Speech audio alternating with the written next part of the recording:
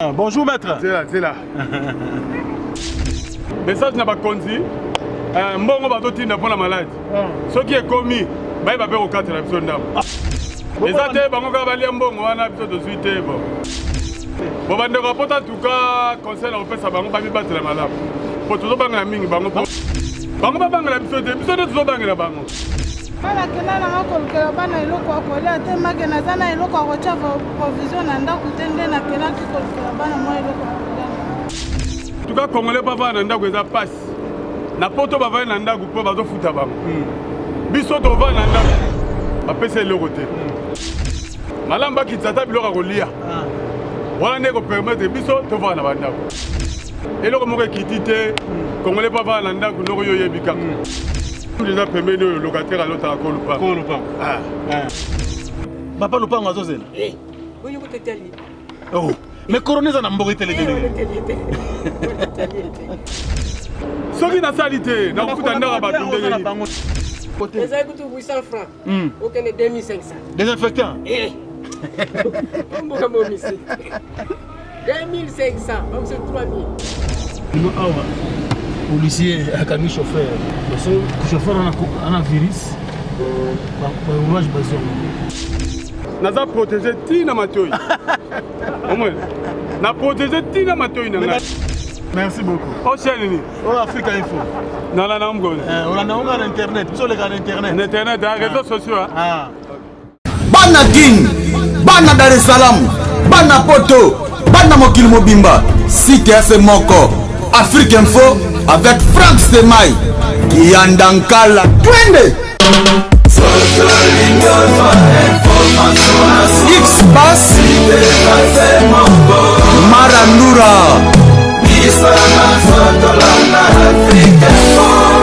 Frank Stemai. Tout ça, le Bandalungwa, une partie de la commune de Bandalungwa, une partie de la commune de Ngiri et quelques avenues de la commune de Kassavubu. Pour tout l'Axabino, réalité à confinement na Kinshasa.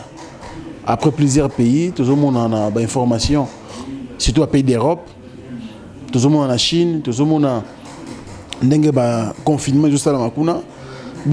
Après l'adresse du chef de l'État, dans la nation congolaise, tout le monde, peuple, se comporter vis-à-vis de la pandémie ou le coronavirus.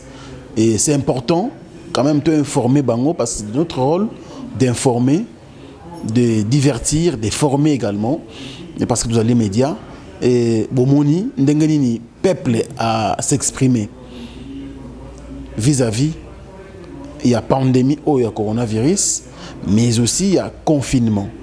Est-ce que c'est facile, surtout Kinois, à la confiner pendant 3 semaines, sans sortir, sans travailler? C'est difficile, je vous dis.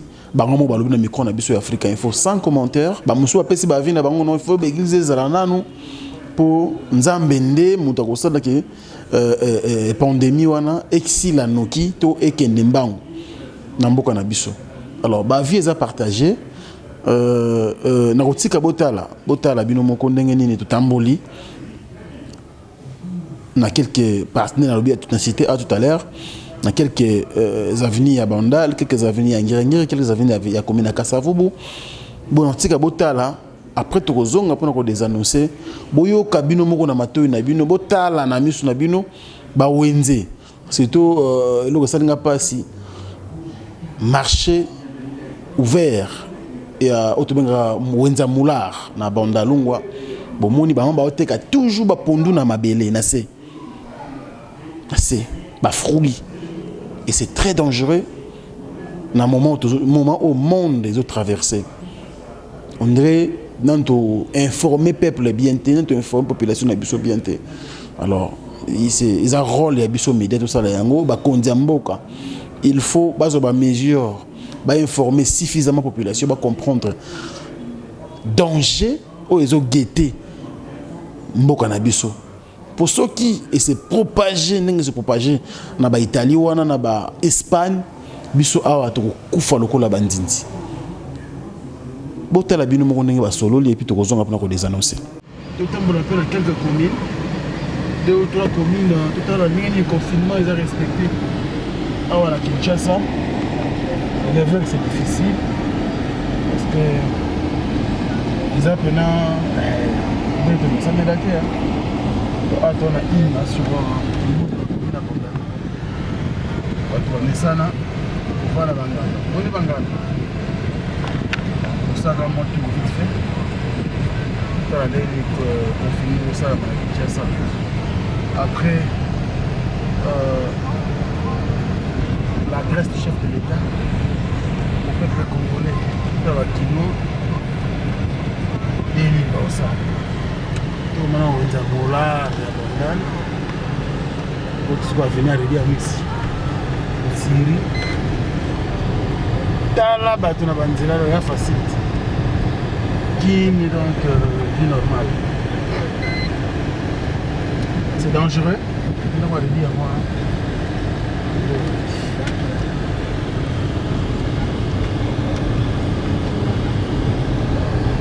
Confinement, oui, mais c'est pas facile. Tu vois ça. Ça va passer les services au corona. Et ils ont décidé aussi. Il faut que tu aies aussi les services. Quand les services n'ont pas parlé, à la tête. Ce n'est pas facile. Ce n'est pas facile. Alors, selon le communiqué de l'UMRD, pour enregistrer le 3e décès de l'eau,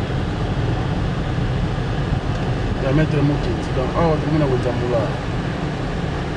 Bandal, Moular, Bana Beki, Bana Boto, Bana Boto, à travers le monde.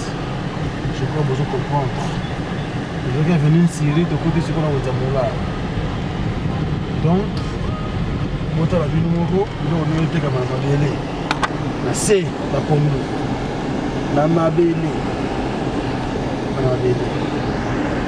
Donc, papa Corona, il y a des maman Corona, c'est un virus. Il y a des maman aussi ça mission. Aussi ça mission. Maman on devine la mission. On devine ici. On devine la mission. Zambasala. Écotate. C'est côté tourné à 45 cas détectés les lots.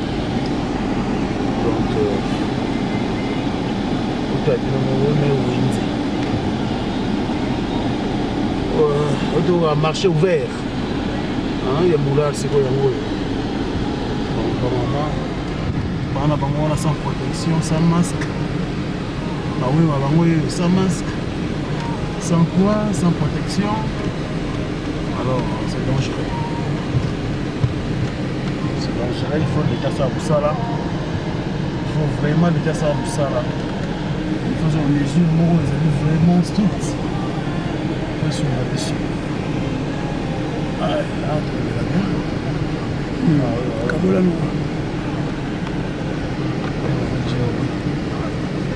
On dirait de poser problème.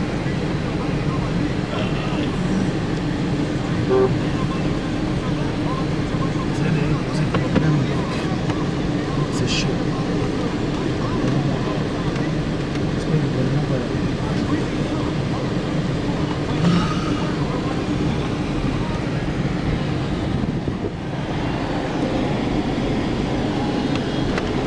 Donc voilà. Ah bah oui, on va regarder là-bas.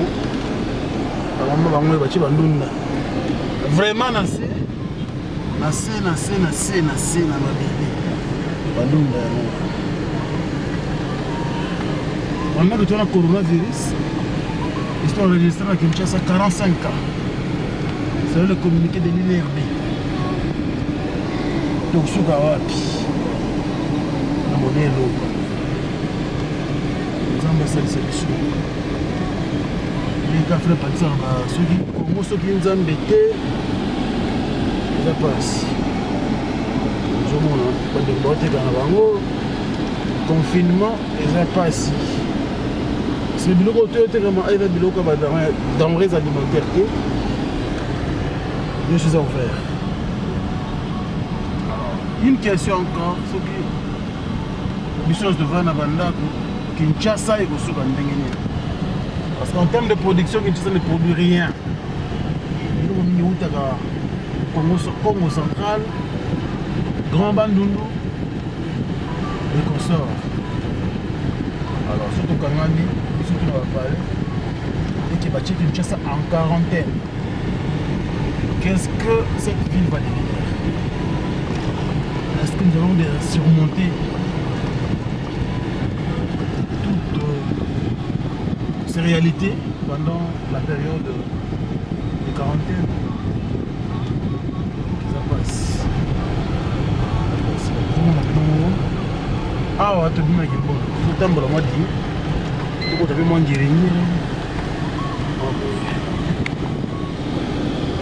C'est difficile. Ah, depuis la venue Kimbundo. Après, on Zambola. Pourquoi tu as peine à commune à Ngélingir? Commune, il y a des affaires pour la Disney News. Il y a Bill Clinton, tu sais, qui dit BND. Commune à Bango. Tala. Ah, Banganda, là, mes affaires. Banganda, là, moi, il y a ça là. Ah, on Zambola, on a taxi. Tout ça là. Taxi jaune.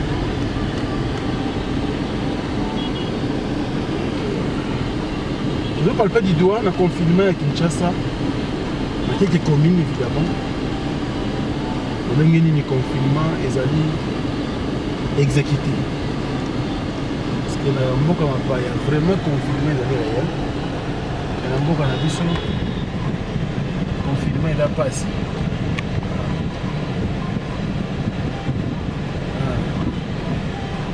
Donc, confinement est vraiment passé parce que c'est difficile. Il faut respecter le confinement. Policier, un chauffeur.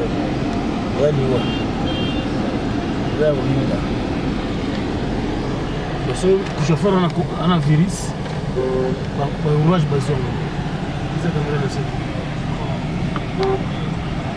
C'est grave. C'est dangereux.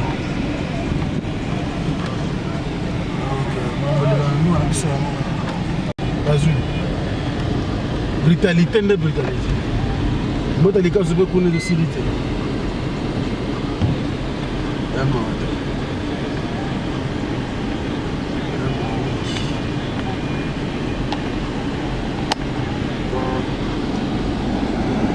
C'est triste. Beaucoup c'est côté c'est corona, c'est comme si rien n'était.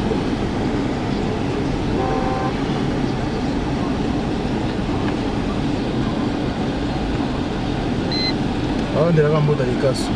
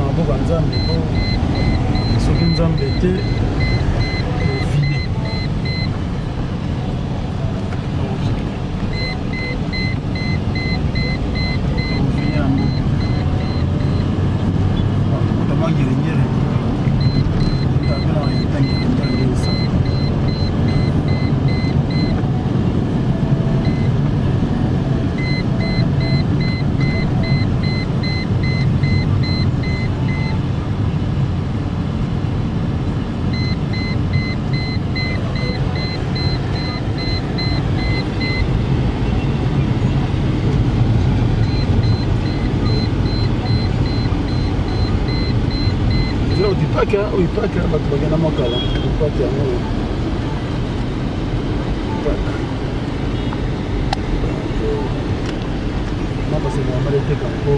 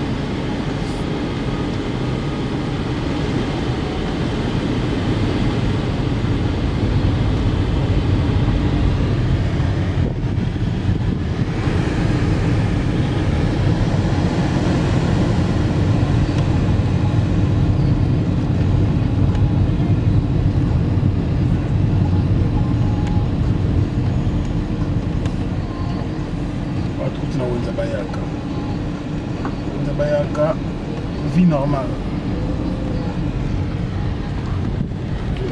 Rien de confinement, rien. Donc après, tu as pu à Kassavou.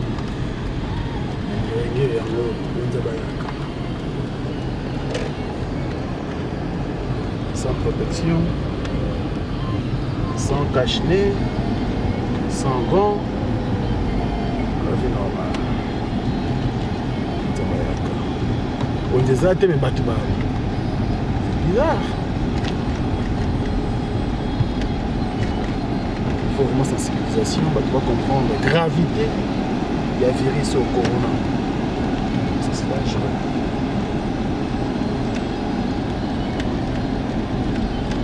Ça tue, ça n'épargne personne. On les a été mais il y a 4 ans même battus pour ça au Tekazara. Parce que réalité, il faut que la vérité, il y a un mode de vie. Il y a un monde. C'est compliqué. C'est compliqué. Ce qu'il faut être là, ça, c'est grave. C'est grave.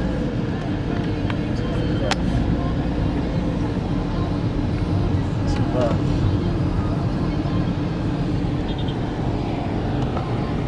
On va parler, c'est bien, mais c'est difficile. Comme ça, devant on va parler. Comment on va vivre? C'est dangereux.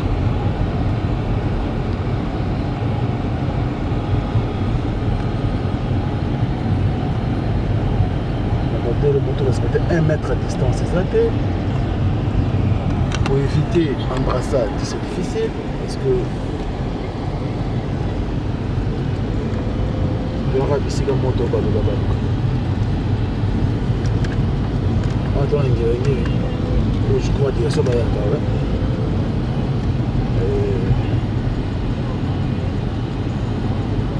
c'est ça en fait la réalité.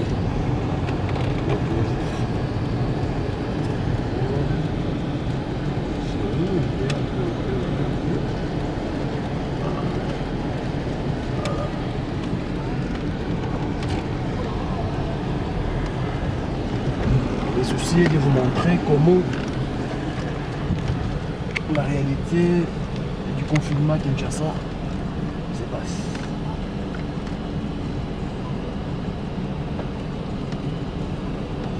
C'est ça, regarde la garage.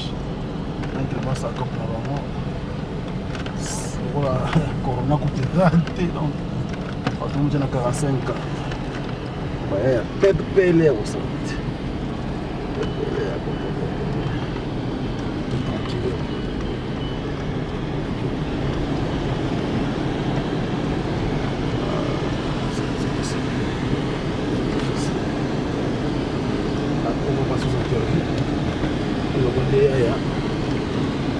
Sur la langue.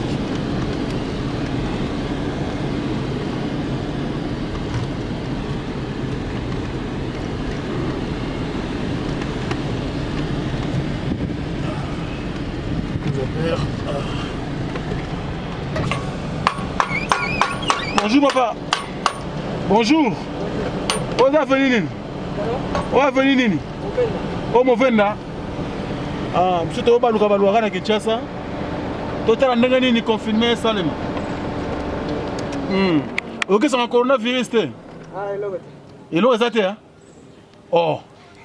Mais le gouvernement bien trouvé 45 cas. Mais 45 cas, mais c'est que faut y avoir banal bazan non ba utiwa. Ah. Mais c'est côté. Monsieur ka c'est côté. Ah. Mais tu évites na niveau c'est comme tout de na yété. Mais ça na Kinshasa, ils ont pas osé battre la terre. C'est que tu as protection faut son manan. Ah, cache-nez. Cher. Ils ont combien? C'est que 2500 la zone. Ah, c'est cher hein. Aussi que na 5 ba. Na moi c'est ce que nous sommes pas comme. Ah. Va journal pour que tu aies un ça. Mais si on nengo za boeba maman za wapi? Na ndako na bana? Na bana. Bana zo battre la quand même. Ba ke classe thème. Mais il faut me battre la parce que bimi pe boye mobulu. Ça va mais musa zo le bien. Donc pour yo nzambe ka sala. Nzambe ka sala. Ko le usute. Yango ka to bonde. Yango ka to bonde nzambe. Ah. Parce que tu me souviens ya tamwa kisi ba calme mais ba za kingira biso. Lelo gote. Utape bango pe baba na mona ba parler. Bonto ba bantaba. Ça ba ni bo biso su. To le nini? Ata ba biscuit faut ba kingira biso. Ata ba parler. Ata ba biscuit. Ah. Lelo gote. Yango bimi na okaka. Na bimi na on se va aux tamwa demi. Ko ba na ba se su. Mais c'est quoi ata moi désinfectant ils au sucre ma beaucoup côté l'autre côté. Les aïeux 800 francs. Aucun 2500. Désinfectant. Eh. Comment mon monsieur? 2500, vamos sur 3000. Maintenant on demande ceux qui ont maladie en awa. N'engue c'est côté parce que ça te débat kufi nango. Yo zo kanisa siko nini? Pona yo. Nzamba sala. Nzamba ngani fa sala? Lelo so so zati. Utazama plateau kimela. Pour il bon ko to kemo ba kalma zomona na mela sa. Bisu kalme bizati. Siko to mo telanga la bongo donc bisu ko to sala zate. Bisu ko ba futela ndako. To sala ni. Kuna be papa lupango azozela. Eh. Boyo ko tetali. Oh. Mais coroneza na mbogo tele tele. Tele. Ya zo sala gambongo. Ah. Donc el loko moto sufi na Kongo ne yango. Siko message opesa na ba konjeza nini? Travailler na niwa biba coopérer ka bayokana ne to marché bien to za kimete ne pe mobutu nda tsala biso mobutu blaga par marga sala te to lobaga me to za kimete ndia to ko na message mutu kuta uti sasa kembo kama yo kan tsunga na ka chemise lokola mutu uti poto to so landa ko tsunga mesu za rasuti ezaka suti ko so kembo kan ndamu tamboka na yo ndenge moko eza penza passe. Merci papa, bon, on continue Moussa Nayo. Bisous to leki na biso. Merci beaucoup. Donc je pense que c'est la réalité. Il faut toi on a choisi, ça. La réalité c'est ça en fait. Tout ça la bonne ici qu'on a marambo il y a coronavirus. Papa a lobby à s'expliquer à ça la bonne bana 5. Ce qui maladie est suivi à memeli bana ngo de tchè bango na situation ni donc c'est compliqué Nzambe kaka sala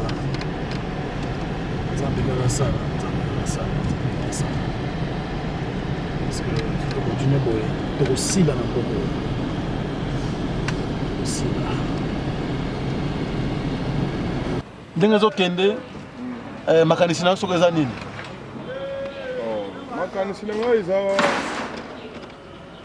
ndenge eloko sikoyo neti ngai namoni chef de l'état toyokaki message na ndenge alobaki mais problème eza nini neti kote etali baeglise normalement côté wana ya baeglise faut batikala po bango nde bakobondela po kimia ekota na mboka. Ok, donc azongisa baeglise ezonga normal. Baeglise ezonga po kuna nde kimia ekokota na mboka baeglise bango nde babondelaka mpona kokotisa kimia. Mais le reste oyo mosusu ekende nano bongo ndenge chef de l'état alobaki. Neti nini bibembe tolekisa yango mbala moko euti morgue ke cimetière. Voilà wana kote ya bibembe aza na raison mais na kote ya kosuspendre baeglise wana nde a raisonné côté wana mais pas parce que sur l'église soki bato baza pe bele to kanga mesika moko mo nteke maladi pe ko vanzana soki mutu moko aza nango apesi bato nyonso Non, na ndenge toza na église puisque kobondela wana tozobondela tata nzambe azoyoka moyen épargnir biso do tokende na kote ya maladi wana ekozala te donc ndenge toza na kati ya église tozobondela mpona bamaladi wana eleka kote mosusu ekweya epa na biso te. Ok, mais sikoyo awa asi ekoti parce que bamesure oyo mokonzi ya mboka azwi ezali mwa ebele oui. o église tovandisa nanu kokunda ebembe elekaka mbala moko tolela tu te e bawenze sikoyo bazandu ndenge lelo bato bawenze eteka te bazandu totika nanu wana eza normal. Non, bazandu fo ezala mais il faut koelimite ndenge tozalaka donc baetroupement bato ebele mais bazandu eteka na ndenge moko ya malema mpo bato bazwa moyen ya kovivre soki basuspendre bazandu sikoyo tokovivre ndenge biso nyonso tozodépendre na wenze. Alors leta atala bisika wana fo ayeba kopesa mitindu ke wenze na formule fo ezalela oye leta aza na bato na ye bazotambola bato wana bango nde bakoloba na bazandu ke non leta atie leta alingi boye tosalela boye mpo entroupement ya mingi na wenze ezala te na sansi wana mais wenze bakanga te ezala puisque so bakangi wenze pasi ekokota na sansi wana pa sikoyo na bamesure préventive oyo bazwi il faut kosukola maboko aire nyonso il faut kozala au moins na ndeko nde botelemi bino mbala wana faut au moins 1 mètre et puis il faut kozala au moins na désinfectant tout le temps kotiaka na maboko kosimba zolo te monoko est ce que bato bazorespecte neti awa na komi na ngelenge. Oui, bato oyo balandaki vraiment ndenge chef de l'état alobaki bazolanda mais oyo baza motu makasi mayebaki mpe yango eza te mais en bref so tosokolaka maboko po te totika koyamba mipepe wana ya maladi wana tuka reso na ndenge tokomi na 45 cas oyo esi ekoti na Kinshasa e tokufela bato 300 mpona coronavirus ndenge ozomona ekokontinue kopanzana ndenge selon mode de vie na biso ya Kinshasa ou bien nzambe akosalaka non ekokontinue te puisque omoni soki basuspendre ka baeglise makambo ebele ekokoti donc biso dépendre kaka na église église bango nde bazobondela mpo omoni mboka na biso soki kimia ezali mpona kosambela soki tozosambela te kimia ekozala te a partir ya wana so bazongisi baeglise bande kobondela kuna mpe na église bakopesa mibeko donc ndenge fo tozalela tozosenga mpo kimia ekota donc na bisika wana donc tozolinga bongo mais mpona kosuspendre ko baeglise basambela te wana eza eloko donc mabe omonaka eza baeglise peu près donc nga ndenge nazomona donc mpo baeglise bango nde bazobondela mpo kimia ekota bazobondela en ligne batiki bango bapaster bazosambela na bango en ligne okoti na Facebook en direct osali bango osambeli na bango elongo nyonso wana ezaka mabe il faut tosangana kaka donc ndenge tobondela alors mpo totosukisaka sipona conseil kopesa nini na bakonzi ya mboka na biso peuple congolais na bahabitant ya commune ya ngiringiri opesa bango conseil nini? Bon conseil nakokopesa tozala na boyokani mpona problème ya bamalade ndenge balobi ke malade ezali mais tozala na boyokani toyeba ndenge nini fo tomemela population na biso toyeba donc ndenge nini fo totambusa population na biso boyokani ezala tout le temps fo baleka na baradio koloba kopesa baconseil et tout ça bamosusu bazoleka na baradio bazosala nini neti bazogrammatize basansi wana neti basansi wana etali ekogrammatize wana en tout cas wana fo batika yango toyeba donc koleka na baradio kopesa bamateya tusa ndenge nini fo tozala conseil nango kopesa yango wana kaka. Merci beaucoup papa. Ok. Vous allez bien. Merci.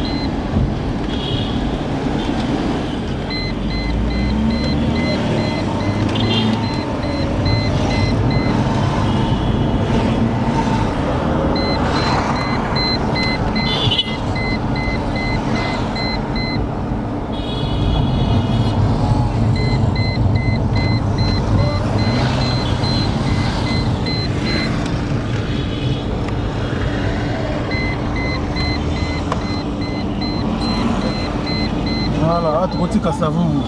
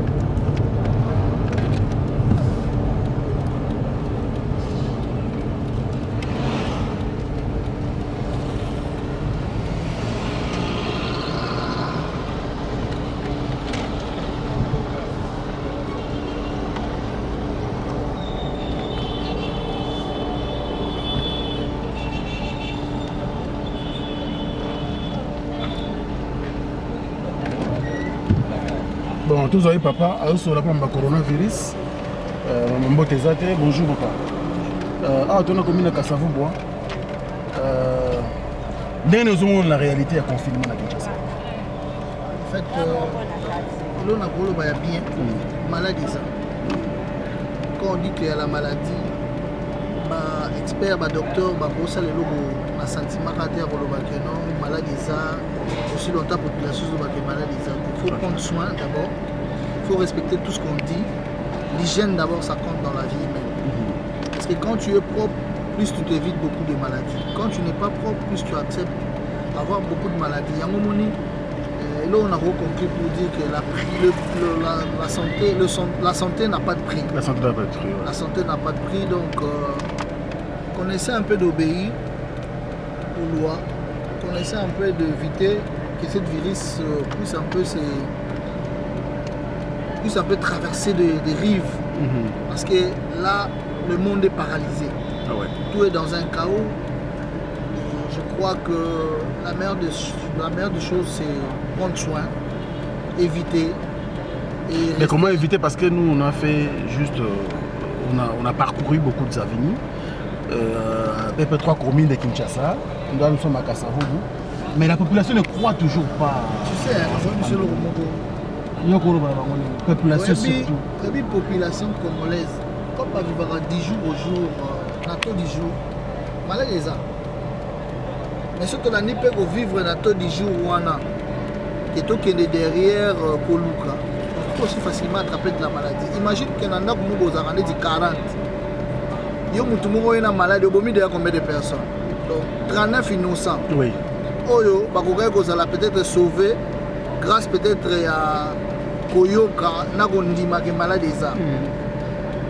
Au bout de 40 personnes, l'élo. Imagine-toi, tout le monde en Italie, en Espagne, en France, en Mamboka Minene. Bato vraiment bazo qui est aussi là. Bato bazo qui est aussi là. Pour quand c'était que bato là bazo qui est aussi là pour les Français bali basi basi là que. Bato bazo qui est aussi là pour maladie n'est aussi li sabat. J'ai appris récemment sur internet que Manu Dibango est mort. Oui, aujourd'hui. Manu Dibango est mort. Celui Manu Dibango, au Koutazaki mécène à mon néné. Artiste. Artiste à mon néné dans le monde. À Koufia Tigi Biso. Si vous biso bateau, tous les biso sont des individus simples. Qu'on peut se protéger, on peut éviter beaucoup d'histoires. Est-ce qu'on a cas où l'État face à l'étinine? Parce que le gouvernement ne suffit pas. L'État, il faut ça là-bas isolement. C'est ce que je dis toujours. Alors ça va centre Koyo Batouako qui est d'abord pour se faire enregistrer, tester ou quoi. Bah y est bah que non, tester au bas au sala bango, ils apprennent à quoi bah nécessairement sur le bazar atteint. Qu'est-ce qu'il faut faire? Et puis bah l'acception à place au bas pour isoler bateau.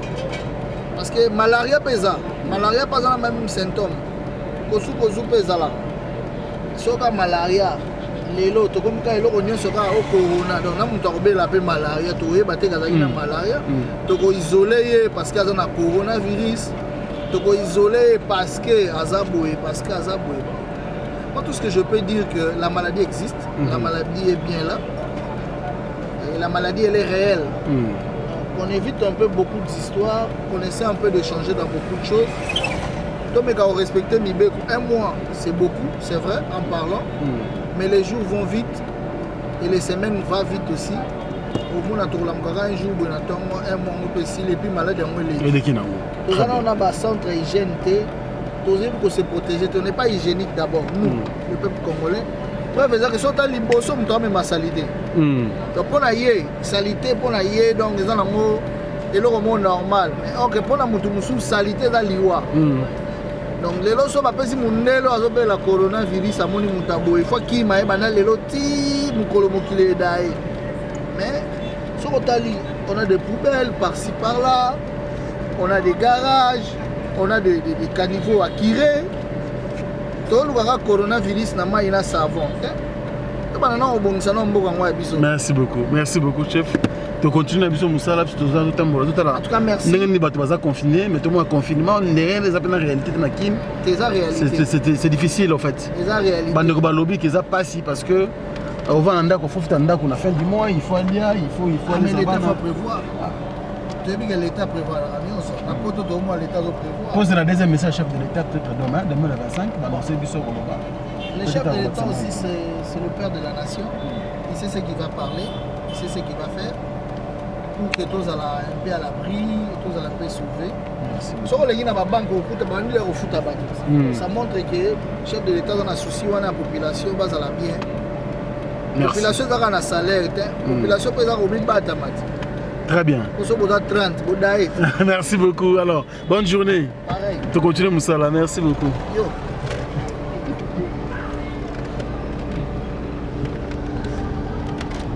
Ah, tout ça, maman, bonjour, maman. Bonjour. Limbisa biso, tu as Africa Info. Tonton Baka, ndenge ni bozo, poussa na moké maman parce que au bangate. ndenge nini ozwili message oyo maladie ekoteli biso na mboka ya coronavirus ozali informé que maladie moko ekoti na mboka komona coronavirus oza informé alors ndenge nini ozogere makambo yango tozolandaka nde bazoyebisa biso tosalela miboko tosokola maboko tobima te tozala prudent na malade yango eza deja na mboka mais yo soki ozotambola na yo omoni te kilipango nga nakenda nanga kolukela bana eloko ya kolia te make naza na eloko ya kotya provision na ndako te nde nakelaki kolukela bana mwa eloko ya kolia ezoleka ndenge nini confinement oyo mokonzi ayebi eza deja awa eza deja ndenge bazoloba deja bato mosusu baza deja ete na malade bamosusu bakufi 3 personnes déjà 3 personnes déjà bakufi eza ya solo ozogere bana mpe na ndako nazogere bana mpe na baosuka maboko aire nyonso natie mpe kantine na savon nanga libanda bana so babaluki toilette baye basokoli maboko merci beaucoup mabatela bana bien merci. Voilà, donc ça c'est la réalité. Eux, toujours palper du doigt. Marambozo de la Kinshasa concernant cette pandémie du coronavirus. Où ils aussi se battent dans le monde. Tous les derniers intervenants, papa n'a besoin de télémia. Papa de mon Akimi. Donc c'est bon. Nous sommes presque à la fin. Toké, Masuka Penza Kune a fini. Pour que tout. Tous les intervenants, moi, je suis la réalité nous devons vivre concernant ces fléaux ou cette pandémie, le coronavirus. Oh, ils aussi ça pas. Nous sommes à Kinshasa, 3 personnes déjà. Dans le Lubumbashi, il y a 3 cas. Oh, le Premier ministre a dit qu'on contredire, mais nous tous là tout à l'heure. Pourquoi la chiffre ni va repérer ça dessous. Voilà. Maître Zico. Allô, bas. Maître JP, 2 minutes. C'est là qui t'a. C'est là qui t'a. Bon, quitte ça. Maître JP. On va prendre le coronavirus. Ce qui est ndenge nini yozo la makambango. Bonjour maître. C'est là.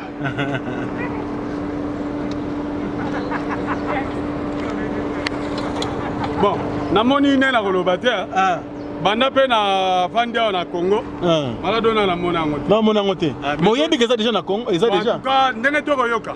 Eza déjà na Congo mais na misu boye biso na to monité. Mais lokola toza mikolo photo bi batela. Ozo batela ndenge ni maître JP pour ça na musala. Kasi tangu na yoki likambo. Ngapi na komi ko mbatela.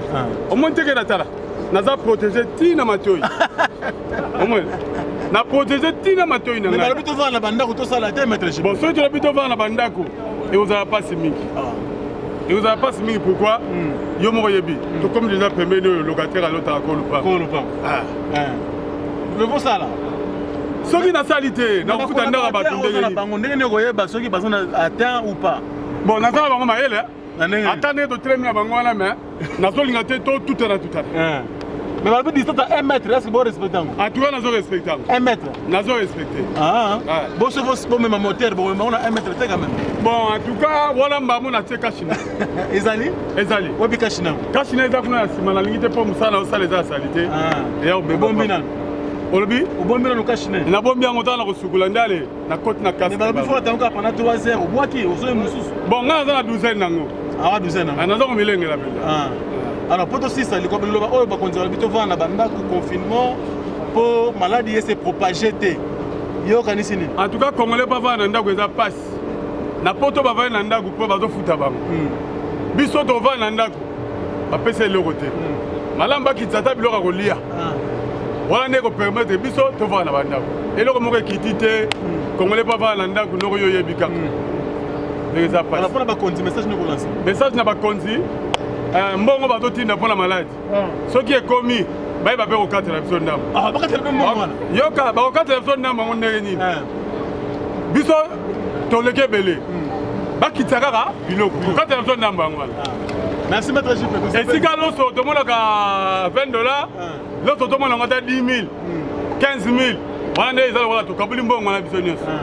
eza te bango kaka balia mbongo wana biso tozwi te bo bandeko bapoto oyebisa bango nini bo bandeko bapoto en tout cas conseil na kopesa bango bamibatela malamu po tozobangela mingi bango ozobangela bino ozobangela bango biso tokobangela bango mpona nini bango ebandaki bango avant net na Italie bakufi ebele Italie bango babangela biso te tozobangela bango mais so ekoti aya solo me mobulu bon banda mpe banangi ngana namoni moto wana maladi wana neti oza mwa duti moke te nakoza na duti te mpo fona mibatela merci maître ok bon boulot ok en tout cas merci beaucoup o chaîne nini o Africa Info nana mgoni olanda ngo na internet biso oleka na internet réseaux sociaux Par rapport à la pandémie de Covid-19 là, je pense que c'est une situation qui nous préoccupe tous. Hein? Oui. Qui nous préoccupe tous en tant que partenaires sociaux, on est parents. On est en train de suivre les informations à tout moment. Nous sommes vraiment à la page. Alors c'est à nous de prendre des dispositions. Je pense que sous d'autres cieux, les gouvernements et leurs gouvernements sont en train d'accompagner les parents les plus démunis, ce qui n'est pas le cas peut-être dans notre pays et c'est déplorable. Et ça prouve que le confinement est très difficile ici à Kinshasa surtout. Comment vous le confinement est difficile à respecter? Très difficile à respecter. Les gens vivent autour du jour, vous voyez. Oui. Hein? Moi, dernièrement, j'ai été faire Kingasani, je suis allé suivre une situation d'une parcelle qui est là-bas. Je vis les gens à bord des véhicules de transport en commun. En tout cas, c'est compliqué. Pour combler là, tout ça, personne n'a respecté les règles de confinement et tout ça. C'était déplorable. C'est comme si ce sont des gens qui ne comprennent pas ce qui se passe, qui ne suivent pas les informations et puis qui ne respectent pas les normes d'hygiène. Ils sont nombreux. Et nous avons déjà 45 cas enregistrés ici à Kinshasa et 3 cas de décès. Et comme vous êtes en train de vivre ici à Kinshasa, quelle est la réalité que nous allons vivre dans les prochains jours? C'est la maladie va se propager encore davantage ou Dieu va faire grâce? Dieu va faire grâce, mais je pense que chacun doit aussi se protéger. Dieu étant Dieu, mais ne demande pas de nous exposer comme ça face à la pandémie. Il faut que chacun, dans son coin, puisse quand même prendre ses dispositions pour se protéger et protéger aussi les autres, les voisins. Parce que Dieu étant amour, lui-même est Dieu. Il protège ce monde, il protège les siens, mais nous demande aussi, nous qui sommes ces sujets, de nous protéger et puis de protéger aussi les prochains. Mais par rapport à ce que vous venez de dire là, je pense que dans les jours à venir là, en tout cas si on ne prend pas toutes les dispositions ou bien on ne veille pas sur les normes d'hygiène, les normes on ne respecte pas les règles de confinement, en tout cas ça sera catastrophique, Et puis moi, je crains beaucoup. Alors là, j'invite en tout cas tout le monde à essayer un peu de mettre la main dans la pâte. Quand je dis tout le monde, non seulement les agents qui sont dans les services sanitaires, mais aussi le pasteur, tout ça.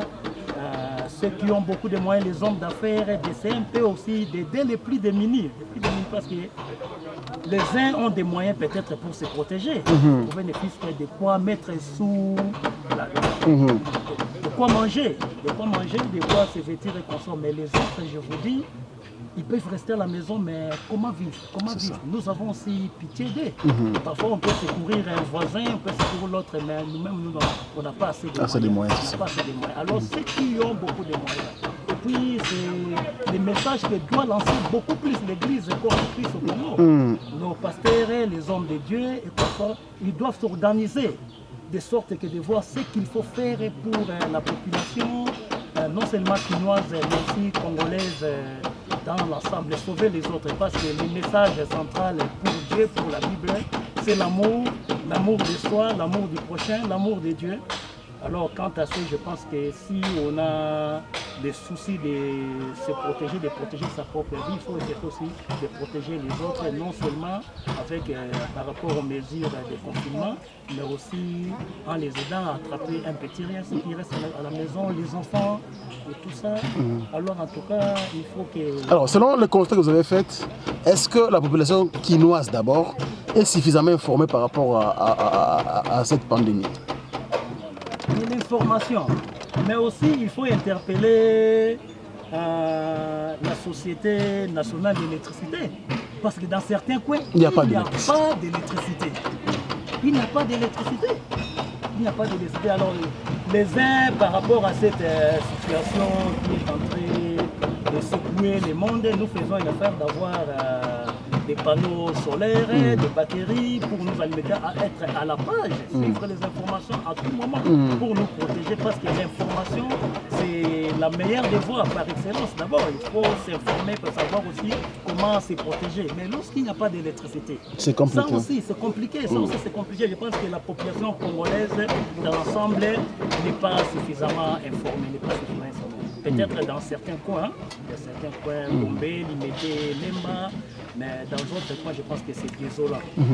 Alors, pour finir, un dernier mot, un dernier message, si vous en avez. Un dernier message, je pense que le président de la République, son Excellence, M. Félix-Antoine Tshisekedi Tshilombo, a lancé un message. Nous avons suivi, mais je sais que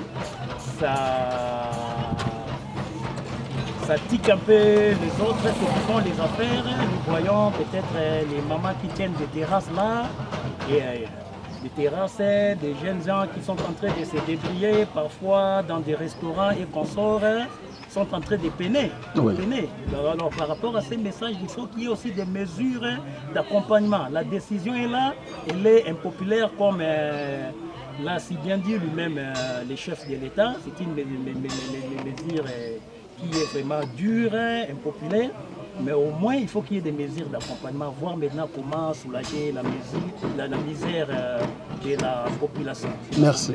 Sinon, vous voyez, ça sera vraiment très difficile, très difficile. Vous invitez les gens à vivre dans les confinements, mais s'il n'y a rien, votre famille n'a point de problème. Merci beaucoup. Merci beaucoup. Ok. Alors, merci à vous également. Ok. Maman, moi, le bazali, Orobate, Roté Yabanate. Tout le monde est roté Kanayo, on est le goizan en côté. Je vous en prie, chef. Nzambe kaka. Nzamba sa ni nzamba spécifique biso da pe matin. Biso beto sa la mayele. Merci maman allez. Mukolo malamu ha. Merci beaucoup. To mi pesi peine wana biso Africa Info lobby to sala effort bien que carburant za moi passi. Mais to bundana kaka na aide na bino na ba soutien na bino le bosala ka bomesa na kosala. Merci na merci ko d'ailleurs au tout le temps tia carburant tambola tala ndenge confirmer sala manamboka wana kuna. Donc to tambola solo bi na quelques communes et puis to tambola ba commune to tambola tina ngasa na suka tina route mon kali tina kinkole tina nsele to kota tina commune ya Mongafula to koma tina ba commune na commune ya Gombe même et c'est ko ba institution evanda to la réalité ya confinement kuna parce que mo kondi ça lo ba ki ba kondi ya mboka ba autorité du pays ba zo continuer ko sensibiliser population. Lelo tous allez le mardi 24 mars 2020 tu as enregistré troisième décès. Et tous en a 45 cas enregistrés au Bazali déjà atteint le virus wana. Tu peux lobby pour s'augmenter, tu côté les manano wana. Et il faut te informer Batou Bazala vraiment prudent. Il faut qu'on se protège. Bah mesures préventives bâtir sur place. Comportement photo zanango biso moko sanitaire, allais-je dire. Mais biso tout ça là oyo photo ça là na part na biso tant que média ba kontibo lembate ba ndeko mususu ba informer ba tout mususu parce que l'information de bouche à l'oreille peut qu'endra moins bien pour que tout arrêter hémorragie il y a propagation bien sûr il y a pandémie au coronavirus. Merci beaucoup. Nandangi botali biso. Tu as un rendez-vous sur lobby tokozonga et ça modèle à ce que pendant période difficile de traverser au monde des autres traversés. Oh, tu as touché, tu as la bande de surtout beaucoup plus l'Italie qui nous touche sérieusement. Et aujourd'hui, après l'Italie, c'est l'Espagne. Oh, bah, on fait la batte tout le temps. Après l'Espagne, c'est la France. Surtout la France, c'est la deuxième patrie donc malinga mingi. Alors, je plaire. Et surtout, vraiment, na bandaku. Et je crois bien d'ailleurs, donc, bino au moins ça avance. Vive la réalité, les conditions, bino boza na ngokuna. Oyo biso c'est vraiment difficile. Papa balobi bolandi bango, maman balobi bolandi bango. C'est difficile ba vendre bandaku parce que dans une semaine locataire bani ko lota moko lopa. Il faut qu'on foute à loyer, il faut qu'on laisse bana. Il faut. On va courir à la rater. Il faut que locataire makala ya kolambela. Donc, ils ont la réalité où ils ont toujours vivre dans mboka na biso. Merci beaucoup, na confiance. Merci également à l'équipe technique Ozengalina qui est avec moi aujourd'hui. Demain encore, nous allons revenir dans la commune Musubo Talandengeni voyageurs concernant la pandémie du coronavirus. Merci et à très bientôt. Au revoir. Bana King, Bana Dar es Salaam, Bana Poto, Bana Mokil Mobimba, Site FC Moko, Afrique Info avec Franck Stemai, Yandankala, Twende. X-Bass, Marandura, Franck Stemai.